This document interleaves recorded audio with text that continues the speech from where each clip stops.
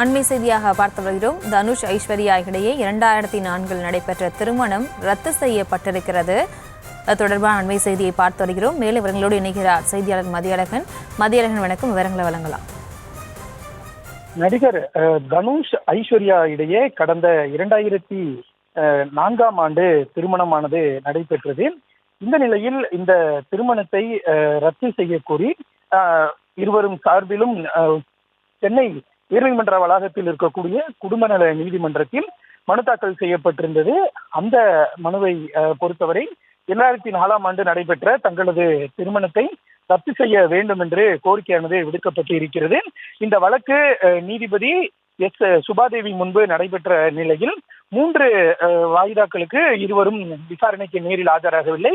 இதனைத் தொடர்ந்து கடந்த வாரம் இருவரும் நேரில் ஆஜராகி தாங்கள் பிரிவதில் உறுதியாக இருப்பதாக தெரிவித்தனர். இந்த நிலையில் இந்த வழக்கில் இன்றைய தினம் உத்தரவு பிறப்பிக்கப்படும் என்று நீதிபதி தெரிவித்திருந்தார். இந்த நிலையில் இருவருக்கும் விவாகரத்து வழங்கி நீதிபதி உத்தரவு பிறப்பித்திருக்கிறார். தனுஷ் ஐஸ்வர்யா இடையே 2004ஆம் ஆண்டு நடைபெற்ற திருமணம் ரத்து செய்யப்படுவதாகவும் இருவருக்கும் விவாகரத்து வழங்கப்படுவதாகவும் நீதிபதி தெரிவித்திருக்கிறார்.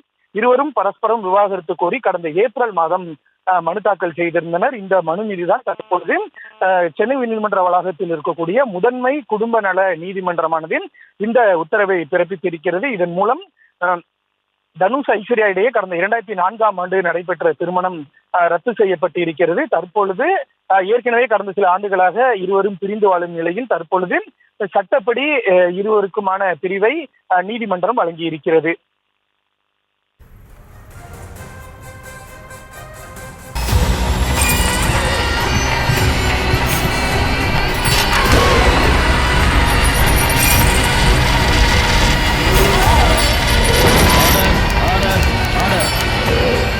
குற்றங்களின் மறுபரிமாணம் நிகழ்தகவு நமது நியூஸ் தமிழ் தொலைக்காட்சியில் விரைவில்.